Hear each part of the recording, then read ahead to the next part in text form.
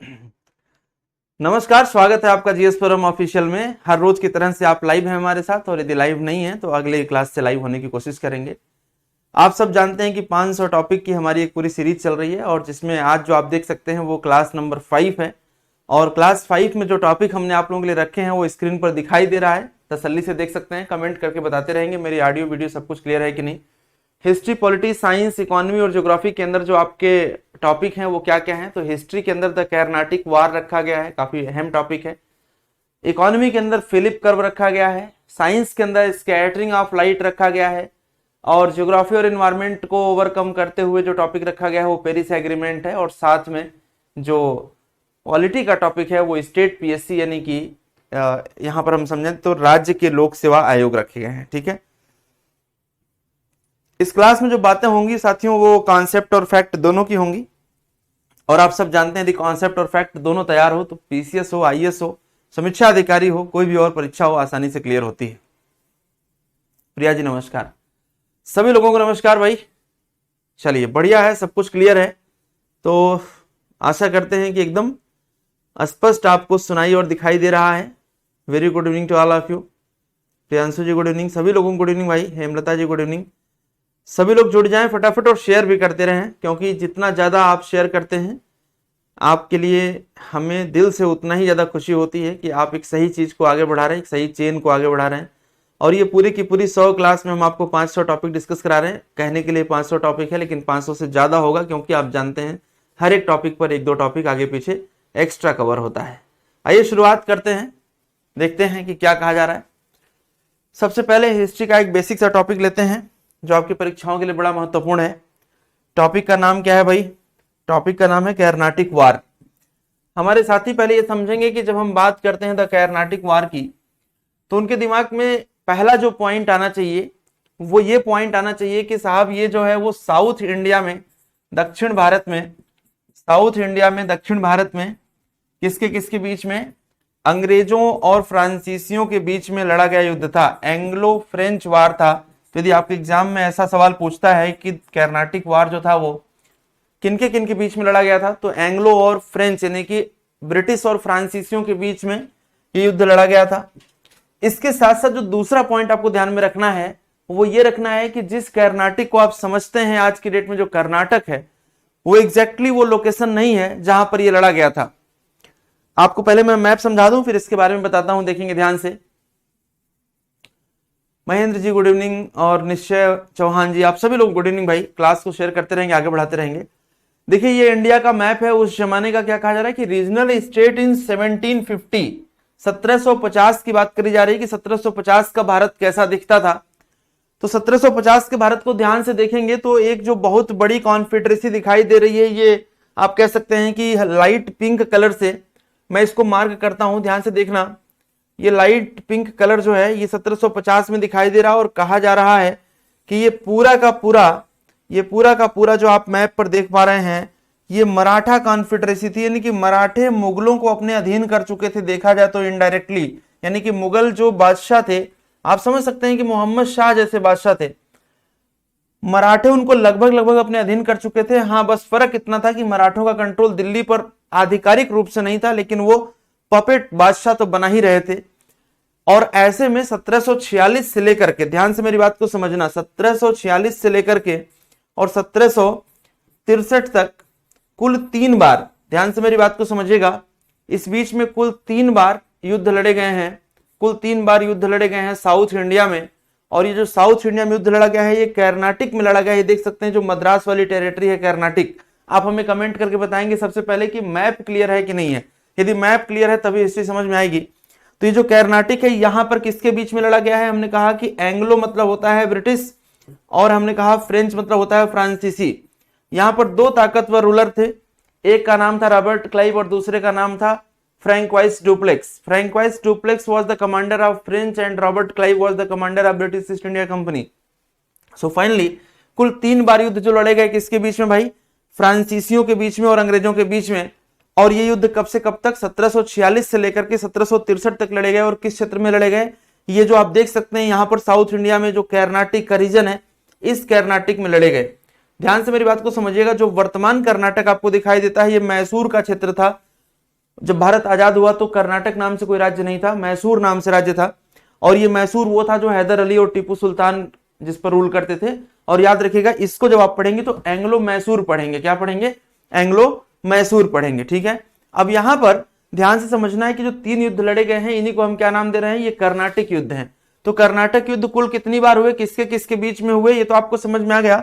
अब बात निकल के आएगी कि सर कर्नाटक युद्ध में कौन जीता और कौन हारा। तो उससे पहले मैं आपको बताऊं कि जो फर्स्ट कर्नाटिक वार है वो 1746 में शुरू होता है और 1748 तक चलता है, 1748 तक। और इसकी जो एंडिंग होती है, ये जो एंड होता है वो उसमें एक संधि होती है बाय द ट्रीटी ऑफ कौन सी ट्रीटी होती है भाई? देखें, by the treaty of Aix la Chapelle. कौन सी ट्रीटी होती है? एक्स ला चापेली की ट्रीटी होती है और ये ट्रीटी कंक्लूड होती है। अब आपसे देखें, ध्यान से समझिएगा, आपसे मैं एक क्वेश्चन पूछता हूं, आपसे मैं एक सवाल पूछता हूं, आप हमें बताएंगे एक्स ला चापेली कहां पर था जी? एक्स ला चापेली एक जगह का नाम है, एक जगह का नाम है। क्या है साहब? एक्स ला चापेली एक जगह का नाम है, याद रखिएगा। और ये जो जगह है एक्स ला चापेली की, ये जर्मनी में है। कहां पर है? जर्मनी में। तो इसे आप याद रखेंगे कि जर्मनी का जो एचेन शहर था वही एक्स ला चापेली था और 1748 में कंक्लूड होता है। लेकिन यहां पर एक बहुत इंपॉर्टेंट फैक्ट है जो आपकी परीक्षाओं में पूछा जाता है, मैं चाहता हूं कि उसको मैं क्लियर करते हुए आगे बढ़ूं। कृपया जल्दीबाजी में न रहें आप लोग, क्योंकि बड़े ही अहम पॉइंट है। मैं कोशिश करूंगा सारे ही पॉइंट आप लोगों को समझाने का, काफी अहम पॉइंट है। मैं कोशिश करूंगा कि सारे ही पॉइंट आपको बहुत ही क्लियर हो।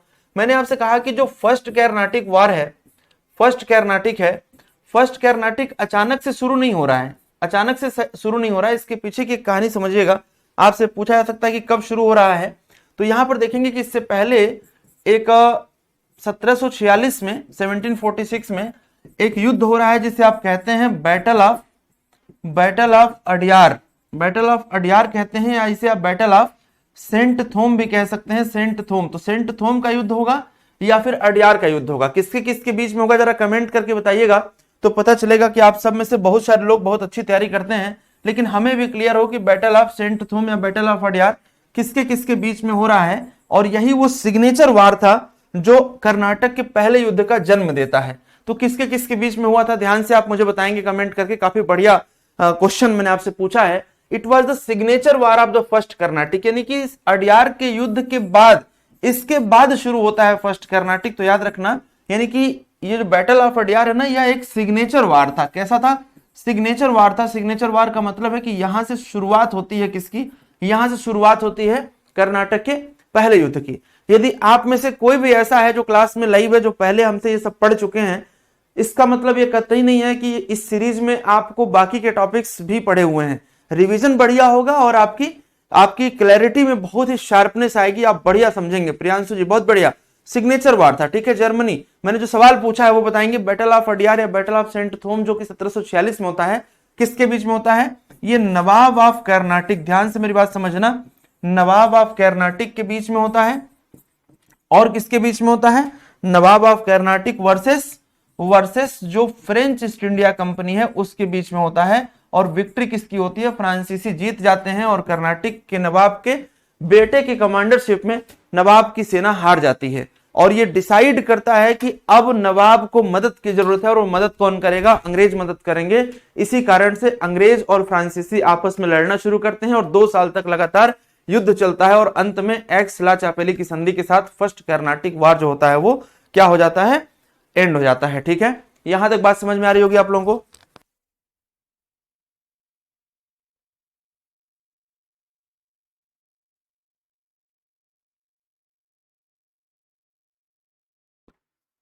बढ़िया। तो ये पहला वाला क्लियर हो गया होगा। रवि प्रकाश जी, शुभम जी, प्रियांशु जी, महेंद्र जी और तृप्ति शुक्ला जी, सभी लोग एक बार, जितने भी लोग क्लास में हैं, कमेंट करके बताएंगे कि बात समझ में आ रही होगी ना? राइट। अब यहां से जब संधि हो गई तो इसके बाद कहानी शुरू होती है दूसरे की, सेकेंड कर्नाटिक वार की। लेकिन जब सेकेंड कर्नाटिक वार होगा, यहां पर ध्यान से समझेंगे बात को, तो सेकेंड कर्नाटिक वार के दौरान क्या देखने को मिलता है कि यहां पर फिर एक सिग्नेचर वार होता है। उस सिग्नेचर वार को भी हम समझने की कोशिश करेंगे, जिसे हम कहते हैं, इसकी शुरुआत कैसे होती है? बैटल ऑफ अंबर।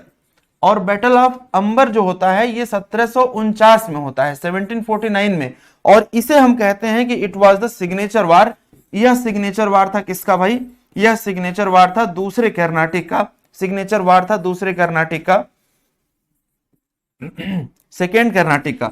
और इसमें क्या होता है आप सब जानते हैं कि एक तरफ जो है वो हैदराबाद के निजाम को पाने के लिए बेचैन लोग और दूसरी तरफ कर्नाटक के नवाब बनने के लिए बेचैन लोग अंग्रेजी और फ्रांसीसी सहायता के साथ आपस में लड़ते हैं। और यहां से सेकेंड कर्नाटिक वार की शुरुआत होती है। और सेकेंड कर्नाटिक वार में यदि मैं बात करूं तो इसकी जो एंडिंग होती है साथियों, इसकी जो एंडिंग होती है वो कैसे होती है, जरा ध्यान से समझना आप लोग मेरी बात को। इसकी जो एंडिंग होती है वो होती है ended by treaty of Pondicherry. बहुत ही महत्वपूर्ण है ट्रीटी ऑफ पौंडीचेरी। और ये पौंडीचेरी की ट्रीटी जो होती है वो 1754 में होती है, 1754 में। और ये युद्ध कब से कब तक चलता है, 1749 में अंबर के साथ शुरू होता है और ट्रीटी ऑफ पौंडीचेरी के साथ 1754 में समाप्त हो जाता है। तो जरा मुझे कमेंट करके बताइएगा कि आप लोगों को मेरी ये बात सारी समझ में आ रही, कोई कंफ्यूजन तो नहीं हो रहा है, एकदम क्रिस्टल क्लियर हो रहा है। बहुत बढ़िया। तो दो युद्ध आपने समझा कर्नाटक का। और ये इसी युद्ध के बाद डुप्ले को वापस बुला लिया जाता है French East India Company was a government company. French governor Dupleix को क्या किया जाता है, वापस बुला लिया जाता है। और उसके बाद से यहां पर जो कमान दी जाती है फ्रांसीसी कंपनी को, वो काउंट डी लैली को भेजा जाता है। और इसके बाद आ जाता है वक्त किसका, निर्णय का। अब अंग्रेजों में और फ्रांसीसियों में यह निर्णय होगा कि कौन अंतिम रूप से भारी पड़ रहा है साउथ इंडिया में। और बहुत ही जल्दी आप देखेंगे कि वक्त आ जाएगा, यूरोप में एक विवाद शुरू होगा। और वह विवाद शुरू होगा इंग्लैंड और फ्रांस के बीच में। और उसी के प्रभाव के रूप में थर्ड कर्नाटिक वार इंडिया में शुरू हो जाएगा। थर्ड कर्नाटिक वार इंडिया में शुरू हो जाएगा साउथ इंडिया में। और ये कैसे शुरू होगा, 1746 माफ करिएगा 1756 में वहां जो शुरू होगा उसी का प्रभाव पड़ेगा और 1763 तक ये चलेगा। तो यहां पर हम समझेंगे कि इमीडिएट कारण इसका क्या था। इसे हम यूरोप में कहते हैं कि यह एक 7 ईयर वार का परिणाम था। यूरोप में फ्रांस और इंग्लैंड के लोग आपस में उलझे हुए हैं 7 ईयर वार में। लेकिन इसी बीच में हमने क्या कहा कि 1760 में 1760 में एक बहुत ही निर्णायक युद्ध होगा जिसे आप कहते हैं वांडीवास का युद्ध, बैटल ऑफ वांडीवास का युद्ध होगा। और इस युद्ध में क्या होगा भाई, इस युद्ध में आप समझ सकते हैं कि दो लोग लड़ेंगे। कौन से दो लोग लड़ेंगे, बहुत क्लियर सा है। एक तरफ ब्रिटिश लड़ेंगे और दूसरी तरफ फ्रांसीसी लड़ेंगे। ब्रिटिश सेना को कमांड कौन कर रहा होगा, लेड बाई, एग्जाम में पूछा गया, लेड बाई आयर कूट। कौन कर रहा होगा, आयर कूट कर रहा होगा। और वहीं पर जो फ्रांसीसी सेना है इसको कौन कमांड कर रहा होगा, तो इसको जो कमांड कर रहा होगा वो लैली कर रहा होगा, कॉम्टे डी लैली कर रहा होगा। और इसमें लैली की हत्या हो जाएगी, लैली मारा जाएगा और आयरकूट जीत जाएगा। और इस प्रकार से थर्ड कर्नाटिक वार जो होगा उसमें अंग्रेजों ने पूरी तरीके से कंट्रोल अपने हाथ में साउथ इंडिया का ले लिया। और उसके साथ ही साथ क्या हो गया, फ्रेंच क्लेम जो था साउथ इंडिया पर वो हमेशा के लिए फ्रांसीसियों ने छोड़ दिया। और इसी के साथ इसकी अंत कैसी होती है, इस युद्ध की अंत होता है एंडेड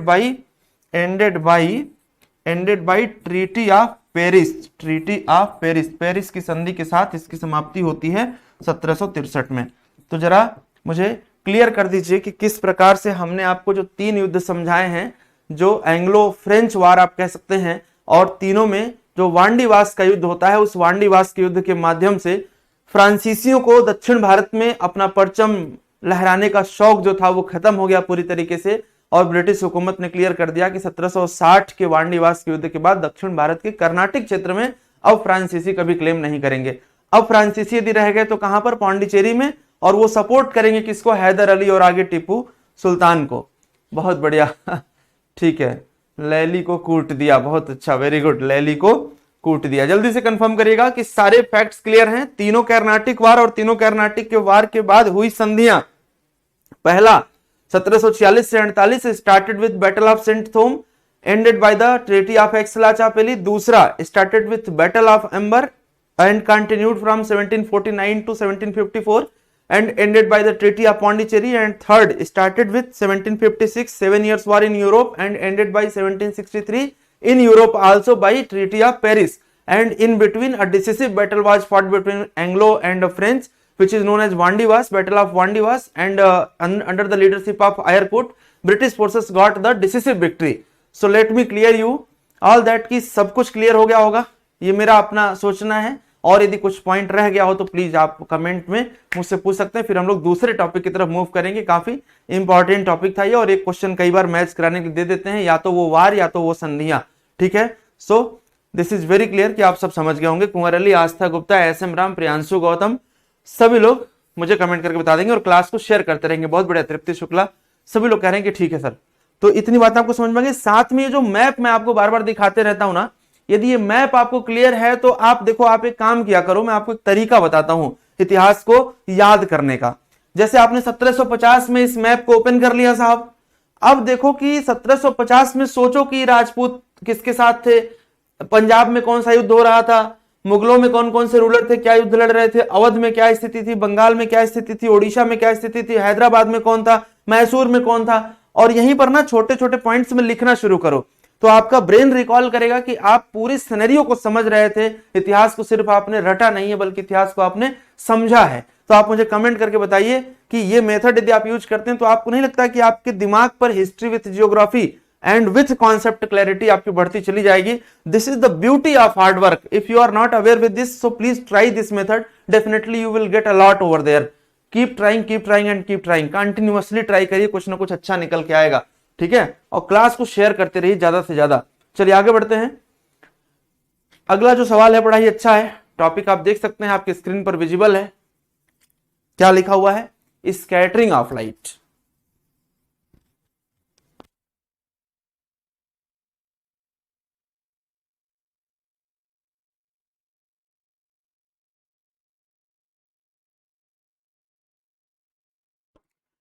स्कैटरिंग ऑफ लाइट को हिंदी में क्या कहते हैं भैया? स्कैटरिंग ऑफ लाइट को हिंदी में कहते हैं प्रकाश का प्रकीर्णन। इससे क्वेश्चन क्या क्या पूछा जाएगा, इस टॉपिक को पढ़ने के बाद आप एकदम क्रिस्टल क्लियर रहिए कि आपके सारे के सारे सवाल हो जाएंगे। बहुत ही बढ़िया टॉपिक है, तसल्ली से समझिएगा। पहले डेफिनेशन पर फोकस करते हैं। डेफिनेशन क्या कहती है? डेफिनेशन कहती है कि जब प्रकाश की किरण when incident light strike with a particle, जब प्रकाश की किरणें एक कण से टकराती हैं और कई दिशाओं में फैल जाती हैं, देख सकते हैं आप, कई दिशाओं में।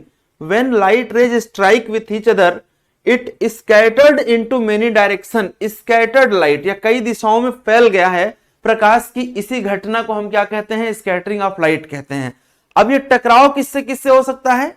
एटमॉस्फेयर में प्रेजेंट जो धूल के छोटे कण हैं, जो बड़े कण हैं, जो ओस के बूंदे हैं, ऐसे जो भी सस्पेंडेड पार्टिकुलेट मैटर्स हैं, यानी कि प्रकाश की किरणें जब सस्पेंडेड पार्टिकुलेट मैटर से टकराएंगी तो वो कई दिशाओं में फैल जाएंगी। यानी कि सस्पेंडेड पार्टिकुलेट मैटर का मतलब हो गया जो हवा में लटकते हुए ठोस के कण हैं, उनसे टकरा करके ये कई दिशाओं में फैल जाएंगी। इसे हम कहते हैं स्कैटरिंग ऑफ लाइट।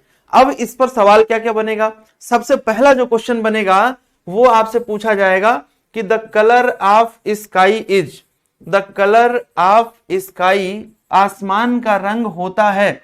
आप लोग बताएंगे कैसा होता है, तो आप लोग कहेंगे कि सर ब्लू होता है। कैसा होता है? Blue. Now question is that कि आसमान का रंग ब्लू क्यों होता है?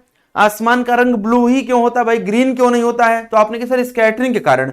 तो मेरा प्रश्न उठता है कि स्कैटरिंग के कारण ग्रीन क्यों नहीं हो गया, रेड क्यों नहीं हो गया, ब्लू ही क्यों हुआ? इसके पीछे का क्या कारण है? जल्दी से बताइए, जल्दी से मुझे बताइए कि क्यों ऐसा हुआ कि आसमान का रंग नीला ही दिखाई दे रहा है। तो आंसर क्या इसका होगा?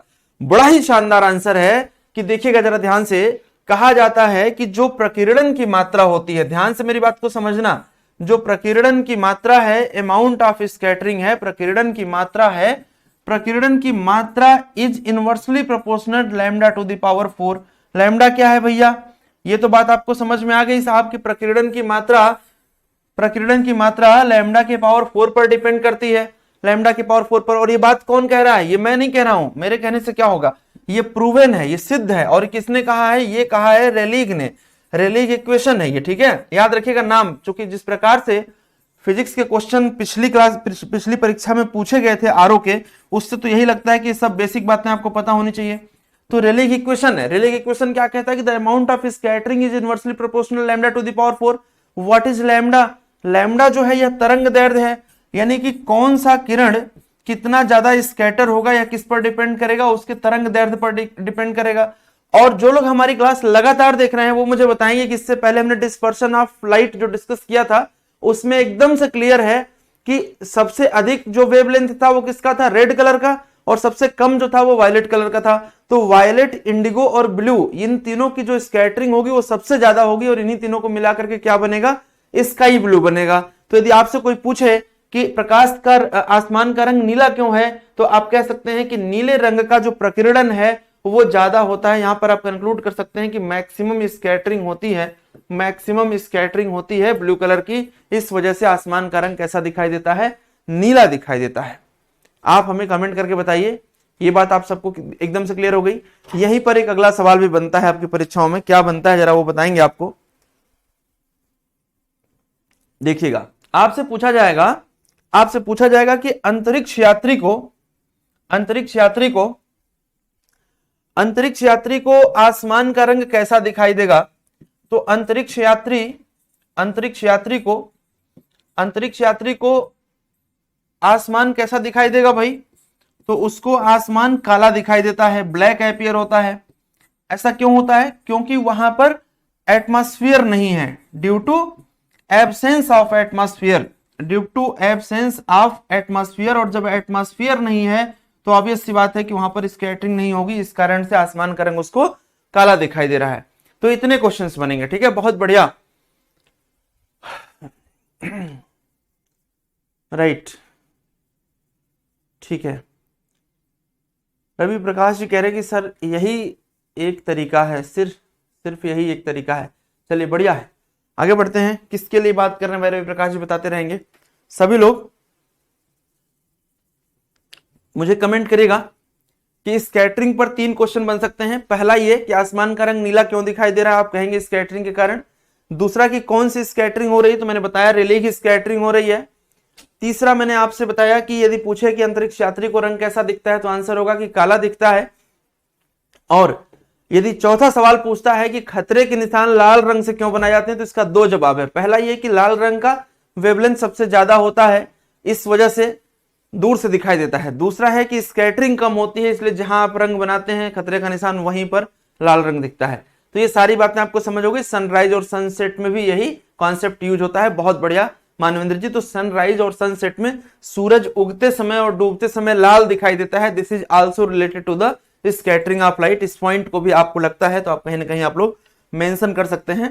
क्वेश्चन बहुत बढ़िया है कि सूरज उगते और डूबते समय लाल दिखाई देता है, तो यहां पर मैं मेंशन कर दे रहा हूं कि सनसेट एंड सनराइज दोनों कंडीशन में जो कलर है सूर्य का वो कैसा है, वो रेड है। इस पॉइंट को याद रखिएगा, सन एपियर्स रेड, सन रेड एपियर होता है। ये पॉइंट आपको, इतने क्वेश्चन के बाहर कुछ आ ही नहीं सकता। आप मुझे बता दो, जो लोग लगातार प्रीवियस ईयर क्वेश्चन कर रहे हैं, एग्जाम दे रहे हैं, आप मुझे कंफर्म कर दीजिए। ठीक है, बहुत बढ़िया रवि प्रकाश जी, कुछ कह रहे हैं, ठीक है, स्कैटरिंग के,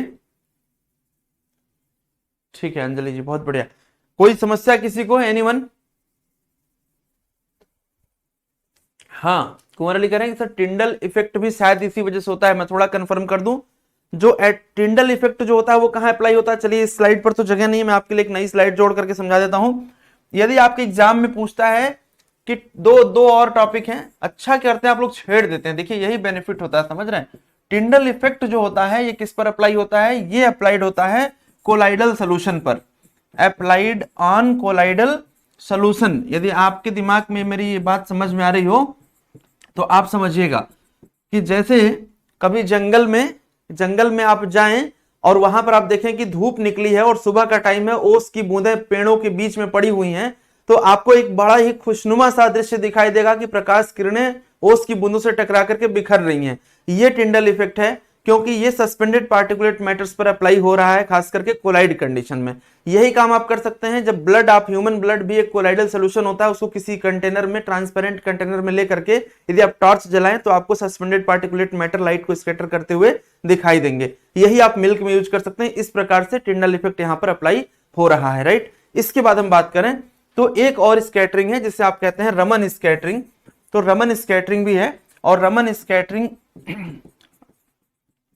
स्कैटरिंग बेसिकली इस पर डिपेंड करता है कि जो आपने मटेरियल लिया है वो क्या लिया है, और सीवी रमन को इसी स्कैटरिंग एक्सपेरिमेंट के नाम पर आप जानते हैं कि नोबेल प्राइज दिया गया था। तो फाइनली यदि आपके एग्जाम में आता है कि आसमान का रंग नीला क्यों होता है, तो आप आंसर क्या करेंगे, रेली स्कैटरिंग के कारण होता है। यहां पर ये वाला टॉपिक आपके लिए बहुत महत्वपूर्ण हो जाता है। तो तीन के तीनों स्कैटरिंग, और इसमें जो क्वेश्चन बन सकता है वो सारा हमने आपको डिस्कस कर दिया है। आप मुझे फाइनल कमेंट बताइए कि हम लोग दूसरे टॉपिक की तरफ स्विच कर सकते हैं, कोई समस्या तो नहीं यहां तक, ठीक है। इंद्रधनुष क्यों बनेगा भाई, डिस्पर्सन ऑफ लाइट के कारण। जो इंद्रधनुष बनेगा वो डिस्पर्सन ऑफ लाइट के कारण बनेगा, याद रखिएगा, ठीक है ना। चलिए आगे बढ़ते हैं। अगला जो आपका टॉपिक है इकोनॉमी का टॉपिक है, बहुत ही बढ़िया टॉपिक है। फिलिप कर्व की बात हम लोग कर रहे हैं, इकोनॉमी का टॉपिक है, ठीक है ना। इंडियन इकोनॉमी में, वर्ल्ड इकोनॉमी में कहीं ना कहीं क्वेश्चन पूछा जाता है। बहुत सारे ग्राफ हैं जो आपकी परीक्षाओं में पूछा जाता है। इससे पहले हमने लॉरेंज कर्व डिस्कस किया था।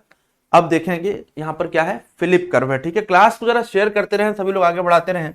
फिलिप कर्व, पहले डिफिनेशन की बात करते हैं, फिर उसके बाद ग्राफ को समझाते हैं, और फिर एक्चुअल सिचुएशन को समझाते हैं कि क्या कहा जा रहा है।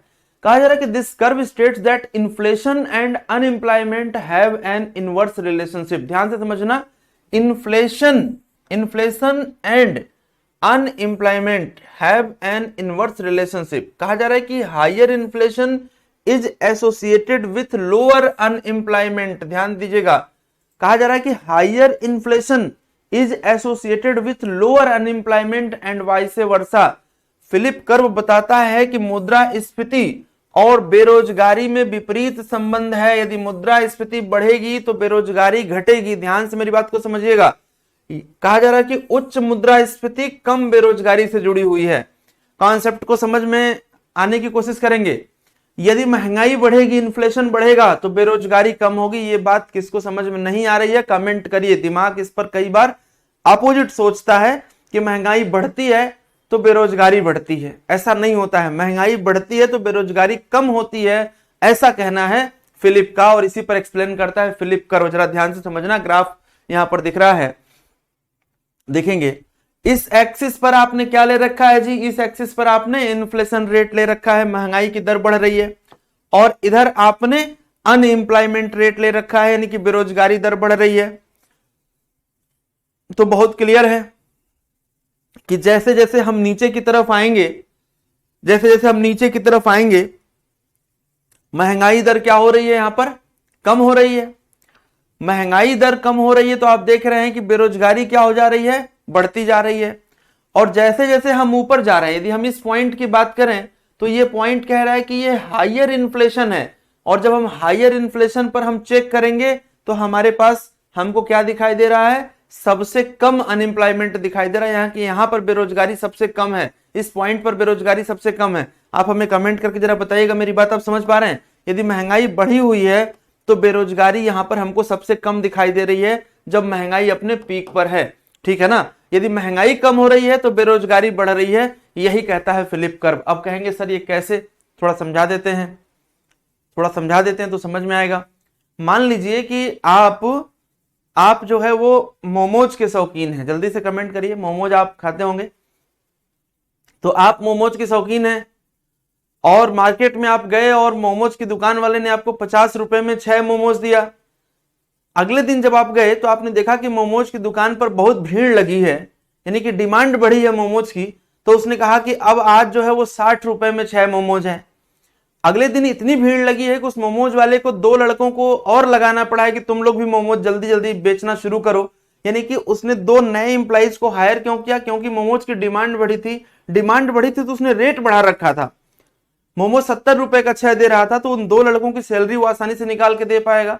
यानी कि जब महंगाई बढ़ेगी तो आप ज्यादा पैसा कमाएंगे, यानी कि आपके पास जो प्रोड्यूसर होगा उसको हमेशा फायदा होगा। ध्यान दीजिएगा, महंगाई बढ़ेगी तो प्रोड्यूसर को हमेशा बेनिफिट होगा, और ऐसे में एम्प्लॉयमेंट जनरेट होगा। तो आप मुझे कमेंट करके जल्दी से बताइएगा कि यदि महंगाई बढ़ गई, बहुत ज्यादा बढ़ गई है महंगाई, तो ऐसी कंडीशन में रेपो रेट को घटा देना चाहिए या रेपो रेट को बढ़ा देना चाहिए। आपसे मैं इसलिए पूछ रहा हूं कि जो लोग रेगुलर हैं वो जानते हैं कि रेपो रेट हम लोगों ने पीछे डिस्कस कर लिया है इसी सीरीज के अंदर। तो सभी लोग एक बार कमेंट करके हम बताएंगे कि रेपो रेट बढ़ाना चाहिए या घटाना चाहिए। बहुत बढ़िया। प्रियांशु कह रहे हैं कि लोग अर्न करेंगे तो स्पेंड करेंगे तो डिमांड इंक्रीज होगी, और डिमांड होगी तो प्रोडक्शन बढ़ेगा, और प्रोडक्शन बढ़ेगा तो एम्प्लॉयमेंट बढ़ेगा। बहुत बढ़िया।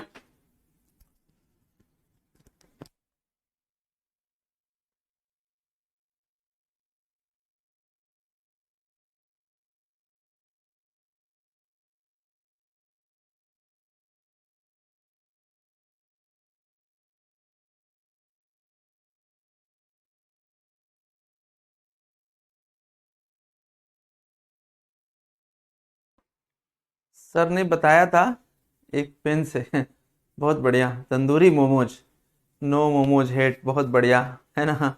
रेखा कह रही फ्राई मोमोज, तो फ्राई मोमोज, तंदूरी मोमोज, चिकन और पनीर और वेज सब इसमें आप लोग समझ गए। बस मुझे इतना बता दो, ये कॉन्सेप्ट क्लियर हो गया ना। उदाहरण हमने इसीलिए वो लिया जो डेली लाइफ को टच करता है। चिकन रोल ओनली, बहुत बढ़िया है ना। और कहाँ है भाई वो तिलचट्टा की चटनी वाले, कहाँ पर हैं वो भी बता दें। राहुल जी लग रहा है क्लास में नहीं है, चलिए बहुत बढ़िया। इंक्रीज करेंगे रेपो रेट, बहुत बढ़िया, शानदार जवाब है प्रियांशु का। प्रिया यादव कह रही बढ़ेगा, एग्जैक्टली। आस्था कह रही है इंक्रीज होगा, डेफिनेटली यही होगा, इंक्रीज हो जाएगा, बढ़ना चाहिए। रवि प्रकाश जी, रेपो रेट बढ़ाते ही मॉनेटरी पॉलिसी क्या हो जाएगी, टाइट हो जाएगी, लोगों के हाथों में रुपया कम पहुंचेगा, डिमांड कम होगी, डिमांड कम होगी, प्रोडक्शन डाउन हो जाएगा, प्रोडक्शन डाउन होगा तो फिर वही समस्या आएगी, बेरोजगारी बढ़ेगी, ध्यान दीजिएगा, ठीक है। राखी कह रही है कि बढ़ाएंगे, बहुत बढ़िया राखी, वेरी गुड। सभी लोगों ने, रवि प्रकाश जी ने, सभी ने बता दिया कि बढ़ाएंगे तो बढ़ा देंगे, ठीक है, रेपो रेट बढ़ा देंगे। और देखिए कितना बढ़िया है। यदि आपके दिमाग में आप मेरी क्लास रेगुलर कर रहे हैं तो आपको क्लियर होगा कि रेपो रेट बढ़ाने घटाने काम कौन करता है जी, मॉनेटरी पॉलिसी कमेटी करती है, और जो आरबीआई के अंडर कंट्रोल है। सारा टॉपिक हम लोग एक के बाद एक पढ़ते जा रहे हैं। अब जरा कमेंट करके बताइए कि 5 क्लास में आप लोगों को ये एहसास हो रहा है कि टॉपिक एक दूसरे से इंटरलिंक है, तो देखते देखते पूरी सब्जेक्ट खत्म हो जाएगी 500 टॉपिक में। और ये कंप्लीटली फ्री ऑफ कॉस्ट है, एक भी रुपया आपको इसका नहीं पे करना है।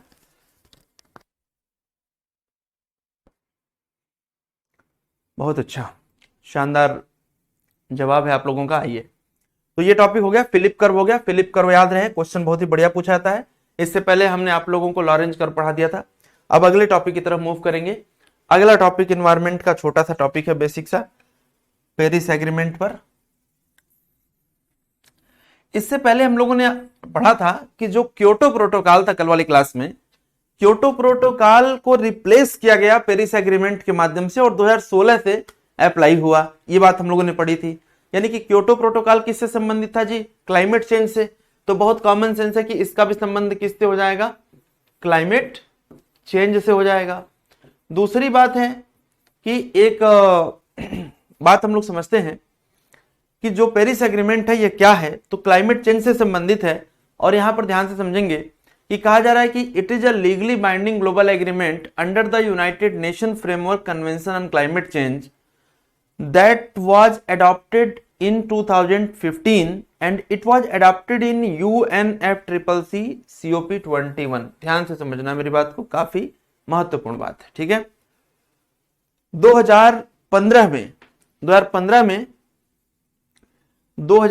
में COP21 के माध्यम से पेरिस में बैठ करके समझौता हुआ कि जलवायु परिवर्तन को हम लोग कैसे रोकेंगे। क्या समझौता हुआ देखिएगा, It aims to combat climate change and limit global warming to well below 2 degrees Celsius above pre-industrial level, with an ambition to limit warming to 1.5 degree Celsius. यानी कि कहा जा रहा है कि इसका उद्देश्य जलवायु परिवर्तन से निपटना और वैश्विक तापमान को पूर्व औद्योगिकरण स्तरों से 2 डिग्री सेल्सियस से भी कम पर सीमित करना तथा तापमान को 1.5 डिग्री सेल्सियस तक सीमित रखने की महत्वाकांक्षा है। यानी कि हम प्री इंडस्ट्रियल एरा में जाकर के 1.5 डिग्री सेल्सियस, उससे कम तापमान पर दुनिया की ग्लोबल टेम्परेचर को मेंटेन करना चाहते हैं।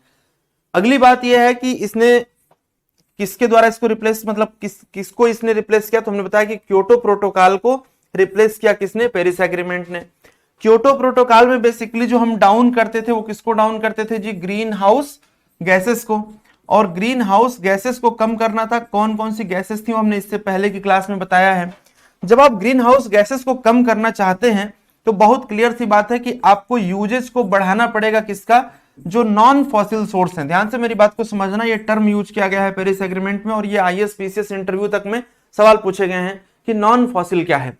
तो नॉन फॉसिल जो एनर्जी सोर्स है इसके यूज को बढ़ाना पड़ेगा आपको, यानी कि सोलर एनर्जी को बढ़ाना पड़ेगा, विंड एनर्जी को बढ़ाना पड़ेगा, हाइड्रो पावर को बढ़ाना पड़ेगा, है ना। इस प्रकार से इन सबको आपको बढ़ाना पड़ेगा। और फाइनली हम कंक्लूड करेंगे कि क्योटो प्रोटोकॉल को रिप्लेस करके पेरिस एग्रीमेंट इस दिशा में आगे बढ़ रहा था कि आपको इंटेंडेड का मतलब कि हमारा इंटेंशन क्या है, इंटेंडेड नेशनली डिटरमाइंड कंट्रीब्यूशन की बात करनी है कि आप खुद से वादा करो कि आप कितना परसेंटेज लेवल तक कार्बन डाइऑक्साइड या ग्रीन हाउस गैसेस को रिड्यूस करोगे। क्योंकि ऐसा देखा जाता है कि यदि मैं आपसे कहूं कि आप दिन भर बैठ के पढ़ो तो शायद आप नहीं पढ़ेंगे, लेकिन यदि आप खुद से वादा करेंगे कि आज मैं पढ़ूंगा या पढ़ूंगी तो डेफिनेटली आप उस दिन पढ़ाई करते हैं। इसलिए कहा गया कि आप आईएनडीसी को अप्लाई करिए।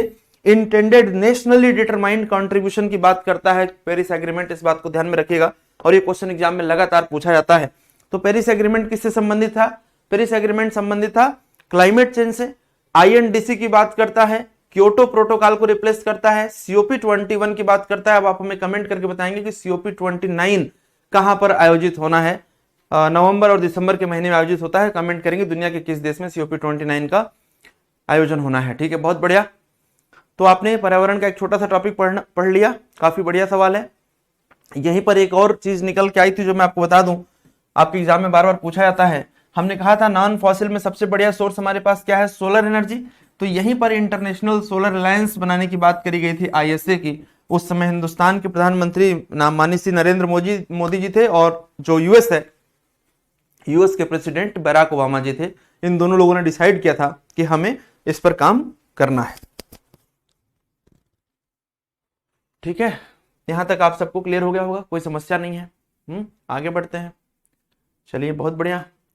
डोनाल्ड ट्रंप ने पेरिस एग्रीमेंट को नकार दिया था। हाँ, जो बाइडन ने दोबारा से उसको रिसीव किया, एक्टिव किया कि हाँ ठीक है, यूएसए विथ जो बाइडन का कहना था कि USA with Paris agreement. Actually Donald Trump ने इसलिए नकार दिया था क्योंकि डोनाल्ड ट्रंप का कॉन्सेप्ट था, अंजलि पाल कह रही कि अब्दुल फजल कौन था? अबुल फजल ने लिखा, क्या लिखा? चलिए वो बातें छोड़ दीजिए, पीछे है ना, बात करते हैं इतिहास की बात नहीं, अभी सब्जेक्ट में बात करते हैं। हाँ, देखेंगे ध्यान से। डोनाल्ड ट्रंप का कहना था कि हमारे लिए यूएसए फर्स्ट है और यूएसए की डेवलपमेंट चाहे जिस कॉस्ट पर करनी पड़ेगी, हम यूएसए का डेवलपमेंट करेंगे। जब डोनाल्ड ट्रंप प्रेसिडेंट बने थे ना, तो उनका मेजर ऑब्जेक्टिव क्या था कि यूएसए फर्स्ट। ठीक है, बहुत बढ़िया। COP 29 Azerbaijan, COP 30 Brazil. शानदार जवाब है। देखिए, ये होती है तैयारी और इसे कहते हैं अप्रोच। अप्रोच अच्छी हो, तैयारी अच्छी हो तो प्रीलिम्स का कोई टेंशन नहीं है। और मेंस में जब आप इस तरीके से पढ़ते हैं तो 50% तैयारी आपकी मेंस की हो जाती है। 50% आपको रिटन प्रैक्टिस से निकालना पड़ता है। तो चलिए, बढ़िया है। पॉलिटी का टॉपिक है ये। क्या क्या देख लिया आपने? हिस्ट्री देख लिया, इकोनॉमी देख लिया आपने, एनवायरमेंट देख लिया है, और अब आप देखने जा रहे हैं पॉलिटी। अक्सर मैंने देखा है कि यूपीएससी को लेकर के मैक्सिमम लोग क्लियर होते हैं, क्योंकि यूपीएससी एक बहुत बड़ा कमीशन है। यूपीएससी एक बहुत बड़ा कमीशन है, उसके बारे में आप क्लियर हैं कि कोई दिक्कत नहीं है, वो उससे जो सवाल आते हैं आप कर लेते हैं। कई बार हमने देखा है कि स्टेट पीएससी से कुछ फैक्चुअल बातें पूछी जाती हैं और हमारे एस्पिरेंट्स वहां पर कंफ्यूज हो जाते हैं। इसीलिए हमने प्राइमरली यूपी पीएससी कह लीजिए, बिहार पीएससी कह लीजिए, आंध्रा पीएससी कर लीजिए, कोई भी स्टेट पीएससी, तो उसको हमने रखा है आज की क्लास में। तो राज्य लोक सेवा आयोग के बारे में हम बात करेंगे। उदाहरण के लिए हम लोग यूपी को समझते हुए आगे बढ़ेंगे। हालांकि आजकल हमारे वीडियो पर कुछ बच्चे कमेंट करते हैं कि बड़े दुख के साथ कहना पड़ता है कि अब यूपी पीएससी आयोग नहीं रहा। तो आप लोग हमें कमेंट करके बताइए कि इसके रवैये से आप लोगों को क्या लग रहा है कि यूपी पीएससी आयोग अब रहा या नहीं रहा। बिल्कुल आयोग रहा, इसमें कोई डाउट नहीं है। क्या क्या इस पर प्रश्न बन सकते हैं, देखें। सबसे पहले देखेंगे कि आर्टिकल 315 क्या कह रहा है। आर्टिकल 315 कह रहा है कि कॉन्स्टिट्यूशन ऑफ पब्लिक सर्विस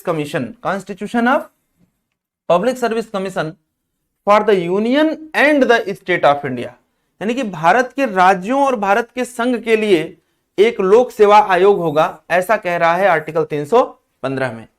और आर्टिकल 316 क्या कह रहा है कि appointment and term of office of the members of UPSC as well as SPSC. यहां पर कुछ हमारे एस्पिरेंट्स कंफ्यूज ये होते हैं कि सर 316 में तो यूपीएससी के बारे में बात करी गई है। नहीं, 316 में UPSC as well as SPSC की भी बात करी गई है, और 317 में अगेन यूपीएससी और एसपीएससी के मेंबर्स और चेयरपर्सन के रिमूवल की बात करी गई है कि कैसे हम रिमूव या सस्पेंड करेंगे उनको।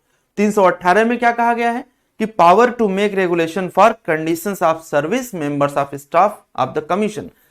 इतनी बातें तो मैंने आपको बता दी। अब आप हमें बता दीजिए कि संविधान का कौन सा पार्ट है, part of the Indian constitution कौन सा है, भारत के संविधान के किस भाग में ये बातें करी गई हैं। जल्दी से फटाफट सभी लोग बताएंगे।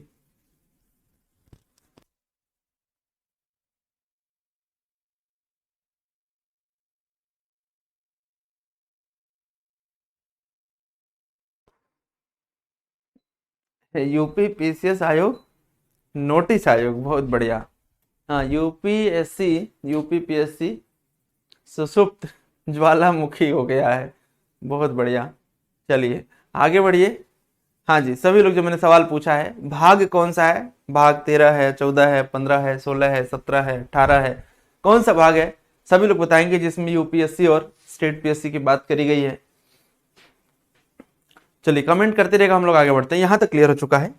अगले पॉइंट पर बढ़ते हैं कि आर्टिकल 319 क्या कहता है। तो आर्टिकल 319 कहता है कि prohibition of holding the office by members of commission upon ceasing to be such members. आयोग के सदस्यों द्वारा ऐसे सदस्य न रहने पर पद धारण करने का प्रतिषेध है। और 320 क्या कह रहा है कि state of the function of public service commission. 321 कह रहा है कि power to extend the function of public service commission. और 322 कह रहा है एक्सपेंसेस। ये बहुत इंपॉर्टेंट है, मैं मेंशन कर देता हूं, काफी अहम है, क्वेश्चन एग्जाम में पूछेगा। Expenses of public service commission किस पर डिपेंड करेगा, अभी बताते हैं आगे। और आर्टिकल 323 क्या कहता है कि reports of public service commission. तो रिपोर्ट किसको सबमिट होगी वो भी बताता हूं आपको। तो याद रहेगा एक लाइन में कि यूपीएससी है तो अपना रिपोर्ट सबमिट करेगी प्रेसिडेंट को, और यदि एसपीएससी है तो रिपोर्ट सबमिट करेगी किसको? गवर्नर को। बहुत बढ़िया, यूनिफॉर्म आंसर है। रवि प्रकाश, आस्था गुप्ता, रेखा प्रियांशु, राखी कटियार, महेंद्र यादव, तृप्ति शुक्ला, अंजलि पाल, सबका आंसर बिल्कुल एब्सोल्युटली राइट है। Part 14 is the correct answer. शानदार जवाब दे रहे हैं आप लोग, ठीक है।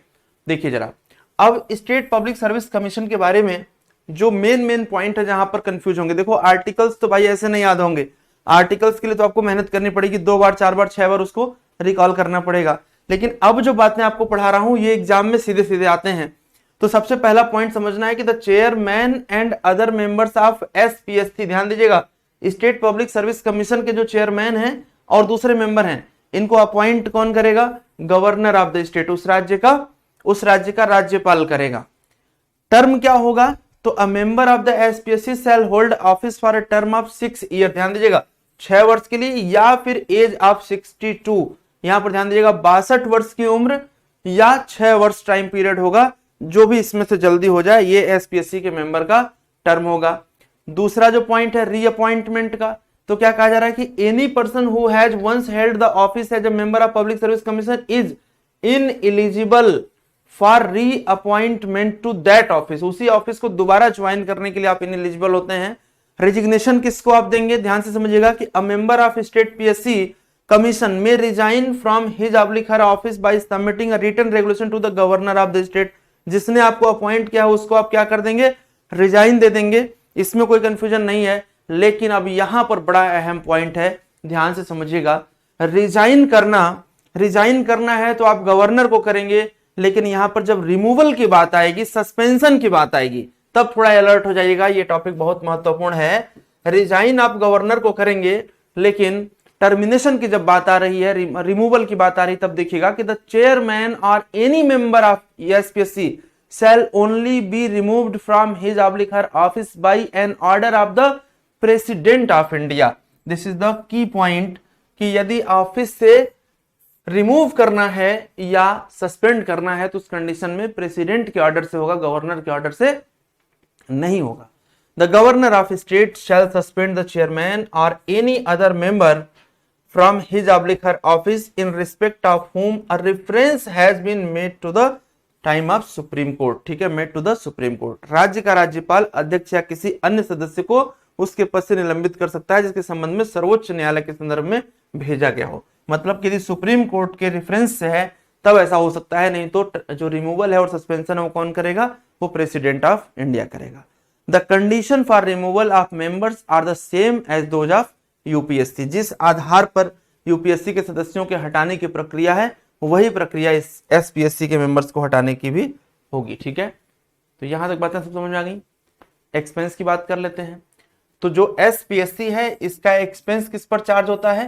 Consolidated fund of the state पर। जरा ध्यान से समझिएगा, यानी कि साहब आपके पैसे कितने, आपकी सैलरी के लिए, आपके खर्चे के लिए जो पैसे चार्ज हो रहे हैं वो कंसोलिडेटेड फंड ऑफ स्टेट पर हो रहे हैं, फिर भी आप परीक्षा नहीं करा पा रहे हो। मतलब सोचना पड़ेगा कि क्या मानसिकता बन गई है परीक्षा को ना कराने की और इस प्रकार से डिले करने की। तो जरा फाइनल कमेंट करके मुझे बताइएगा।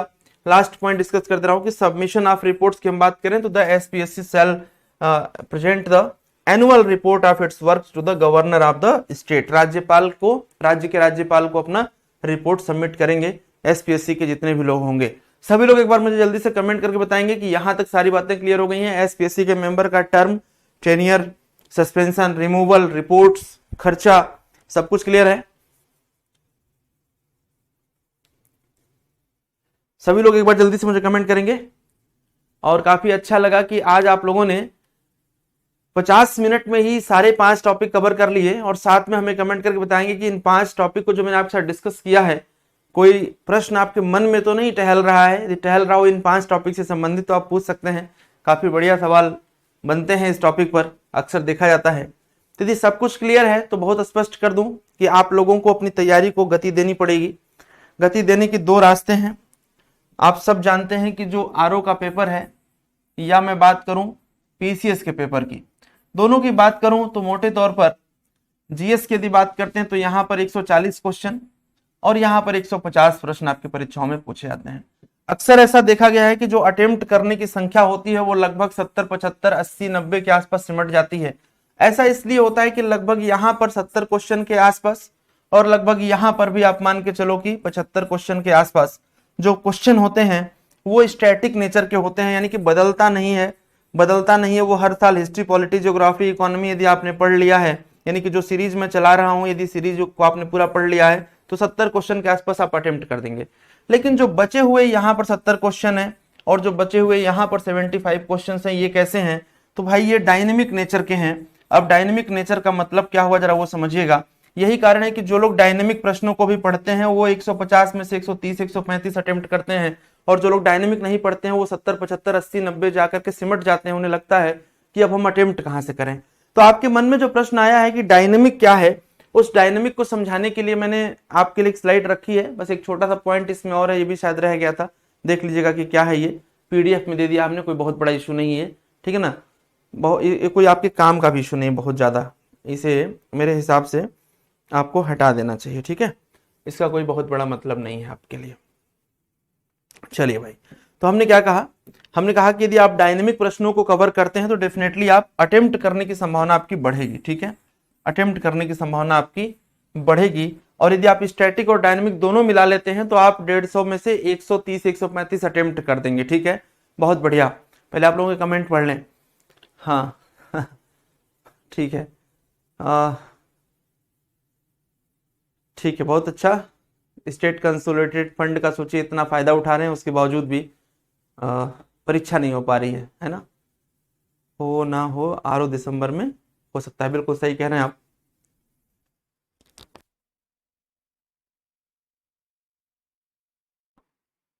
तो साथियों ये बात तो स्पष्ट हो गई है कि आप आरओ चाहे पीसीएस प्रीलिम्स तभी क्वालिफाई कर सकते हैं। आरओ तथा पीसीएस का प्रीलिम्स तभी क्वालिफाई हो सकता है जब एकदम से ये क्लियर हो कि आप अटेम्प्ट कर रहे हैं इतना जितनी कट ऑफ रेंज से ऊपर है। स्ट्रेटजी 1 मिनट का टाइम मुझे दीजिएगा बस। यदि आप आरओ के जीएस वाले सेक्शन में 90 क्वेश्चन से कम फाइनल स्कोर करते हैं तो हिंदी के दम पर आप उसे, ऐसा नहीं होगा कि बहुत ऊपर लेके चले जाएं, है ना। सो इस पॉइंट ऑफ व्यू से आपको जो नंबर ऑफ अटेम्प्ट्स हैं वो बढ़ाने पड़ेंगे। तो 140 में यदि आप 125, 120, 135 तक अटेम्प्ट करते हैं, 130 तक अटेम्प्ट करते हैं तो आपके सेफ जोन में रहने की संभावना बढ़ जाएगी। इसी प्रकार से पीसीएस में भी यदि आप 130, 135, 140 अटेम्प्ट करते हैं तो आप आराम से 100 क्वेश्चन के आसपास फाइनली सही कर पाएंगे। तो नंबर ऑफ अटेम्प्ट्स कैसे बढ़े उसके लिए स्टैटिक के साथ साथ डायनेमिक पढ़ना जरूरी है। अब डायनेमिक में देखिए आपको कहां पढ़ना है, 2 मिनट का टाइम दीजिए, एकदम क्रिस्टल क्लियर करता हूं। आपके लिए एक बैच प्लान किया है मैंने, बड़ा ही शानदार है। और सबसे मजे की बात क्या है कि 70 घंटे का बैच है। ये कितने देर का है भाई? 70 घंटे का। देखिएगा जरा ध्यान से, मात्र 70 घंटे का बैच है, केवल और केवल 70 घंटे का बैच है। और 70 घंटे के इस कोर्स में हम आपको 70 प्रश्न सीधे सीधे गारंटी दे रहे हैं कि मिलेगा। और ये गारंटी कोई मजाक वाली बात नहीं है। कैसे मिलेगा वो मैं आपको एक अलग वीडियो में बहुत डिटेल दिखाऊंगा, लेकिन क्या क्या इसमें कवर होगा जरा देखिएगा। इकोलॉजी एंड एनवायरनमेंट मात्र 4 से 5 घंटे आपको पढ़ाया जाएगा, उसी में से आपको बहुत सारा क्वेश्चन मिलेगा जो भी आपके पेपर में आता है। साइंस एंड टेक्नोलॉजी है। सामान्य विज्ञान में फिजिक्स, केमिस्ट्री और बायोलॉजी को इसलिए रखा है क्योंकि यहां से बहुत ही शानदार फिजिबिलिटी है। महज 15-20 घंटे पढ़ के आप सीधे सीधे 20 क्वेश्चन हिट कर सकते हैं और एकदम से गारंटी हमारा है कि वो सही होगा। जो लोग लगातार हमारे साथ जुड़े वो जानते हैं कि जो मैं पढ़ाता हूँ एग्जाम में वो किस तरीके से सीधे सीधे मिलता है। इसके बाद बहुत सारे अधिनियम हैं, राज्य सरकार और भारत सरकार की योजनाएं हैं, जो पिछले 1.5 वर्षों का करंट अफेयर है, जिसमें दोनों ही बजट शामिल हैं, यूपी के बजट और यूनियन बजट। इसके बाद 1000 प्रश्नों की पूरी हम आपको एक सीरीज दे रहे हैं करंट अफेयर की, जो अपडेटेड होगी। जो हमने यूट्यूब पर पढ़ाया है उसमें अपडेशन है कि अब आने की संभावना क्या है। इसके अलावा रिपोर्ट्स एंड सूचकांक का स्टैटिक पोर्शन प्लस डायनेमिक, और प्लस इसके साथ साथ जो उत्तर प्रदेश स्पेशल है, आरओ के पेपर में लगभग 12 क्वेश्चन ये भी आता है।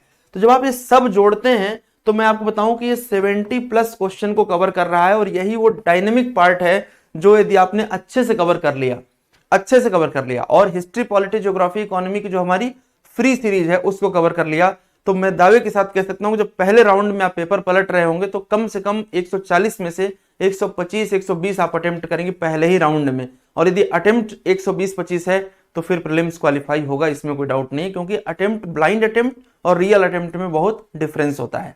तो ये आप लोगों के लिए एक बहुत ही बढ़िया पैकेज है।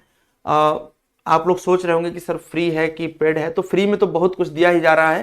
पेड में फीस आप लोग हमें बता दीजिए कि कितनी रख देनी चाहिए, जितना आप लोग कह देंगे उसी के आसपास रख दिया जाएगा, ठीक है। चलिए, तो इस प्रकार से आप लोगों ने देख लिया है, और ये भी बहुत ही जल्दी आपके एप्लीकेशन पर लाइव देखने को आपको मिलेगा। 70 घंटे में 70 प्रश्नों की पूरी गारंटी है, इसमें कोई दो राय नहीं है। एप्लीकेशन यही है जिस पर आप पढ़ रहे हैं, आराम से आप पढ़ सकते हैं। जीएस वर्मा ऑफिशियल के यूट्यूब चैनल पर भी हम आपको बहुत कुछ दे रहे हैं, और एप्लीकेशन पर भी बहुत कुछ दे रहे हैं जो कि कंप्लीटली फ्री है। आप शेयर करते रहें, और यदि पढ़ाई में थोड़ा बहुत इन्वेस्टमेंट करना है तो पीछे हटने की आवश्यकता नहीं होती है। फटाफट जल्दी से कमेंट करिए, don't believe on this commission. नहीं निश्चय चौहान जी, इसी कमीशन से आपको नौकरी लेनी है तो बिलीव तो करना ही पड़ेगा, लेकिन अरे भाई संवैधानिक निकाय है, कुछ कारण है, कुछ परिस्थितियां, यदि आप भी कमीशन में होते तो आपकी भी मजबूरी हो जाती। पेपर लीक को रोकना है, नकल को रोकना है, इन हालातों में पेपर को बहुत ही अच्छे से कंडक्ट कराना है, क्योंकि देखिए पेपर होने से डिले होने से लाख गुना बढ़िया है कि पेपर फुल प्रूफ हो। पता चला कि फिर से हुआ और फिर लीक हो गया, तब तो ये आयोग मजाक आयोग बन जाएगा, है ना, मजाक आयोग बन जाएगा। चलिए, तो मुझे उम्मीद है कि आप सबको मेरी बात समझ में आ रही है, ठीक है, बहुत बढ़िया, तो एकदम क्लियर है, ठीक है, कोई बात नहीं है। 1 लाख कहा जा रहा है, 1 लाख, अरे 1 लाख तो कुछ नहीं है। जिस दिन आप सिस्टम में जाते हैं मात्र 2 महीने में 1 लाख से अधिक रुपया कमा लेते हैं लीगल, और वैसे आप बड़े ईमानदार लोग हैं, इलीगल कुछ काम ही नहीं करते हैं, तो 1 लाख के आसपास तो आपकी सैलरी पहुंच जाती है, सब कुछ जोड़ घटा करके, समझ रहे हैं। तो 1 लाख रुपए तो कुछ होता ही नहीं, सिलेक्शन हो जाए तो, और जब तक सिलेक्शन नहीं होता है कि स्टूडेंट के लिए 1 लाख 1 साल का खर्चा होता है, ठीक है। कुंवर अली कह रहे हैं सर आप ही बता दीजिए, हमें तो लेना है। चलिए, बहुत अच्छी बात है। अंजलि जी कुछ कह रही हैं, और मानवेंद्र जी कह रहे हैं 500। चलिए, बहुत अच्छा, ठीक है, आप सबका सलाह बहुत बढ़िया है, और सभी लोगों को बहुत सारा धन्यवाद। और ये 500 टॉपिक की सीरीज में पूरा पढ़िएगा, 100 के 100 क्लास आपको करनी है। अभी क्लास की फ्रीक्वेंसी में बढ़ा दूंगा आफ्टर दिवाली, मतलब क्लास की फ्रीक्वेंसी में इस तरीके से बढ़ा दूंगा क्योंकि मुझे ये सीरीज पूरी करनी है, और साथ में 70 घंटे से निकाल पाते हैं तो निश्चित रूप से एक बहुत बड़ा परिवर्तन देखेंगे आप अपने पेपर में जब आप अटेम्प्ट कर रहे होंगे, ठीक है। तो मिलते हैं हम लोग फिर अगली क्लास में। अब कल संडे है तो कल तो क्लास आपकी नहीं होगी, और कल क्लास नहीं होगी, उसके बाद आपकी क्लास जो भी होगी मंडे को वो होगी। फिर उसके साथ साथ यदि दिवाली की छुट्टियां होंगी तो 1-2 क्लास आपको बीच में रिकॉर्डेड मिल सकती हैं। ये भी आप हमें कमेंट करके बता सकते हैं कि रिकॉर्डेड चाहते हैं या आप चाहते हैं लाइव, ठीक है। फटाफट जल्दी से कमेंट करेंगे सभी लोग। और हाँ, एक बात मैं आप लोगों को और कंफर्म कर दूं, जिसे आप फ्री समझ रहे हैं अभी जो क्लास है, एक्चुअली आपको फ्री क्लास देने में भी बैकएंड में बहुत सारा खर्चा होता है, यानी कि जो इंटरनेट एप्लीकेशन जो सर्वर यूज करता है उस सर्वर का पेमेंट होता है, जिसे हम इंटरनेट हैंडलिंग चार्ज कहते हैं, समझ रहे हैं। तो फ्री में दुनिया में कुछ है नहीं, इसलिए थोड़ी बहुत कॉस्ट रखी जाती है ताकि उस खर्चे को मीट आउट हम लोग कर सकें। चलिए, बहुत बढ़िया, नमस्कार सभी लोगों को, बहुत बहुत धन्यवाद, थैंक यू, जय हिंद, जय भारत।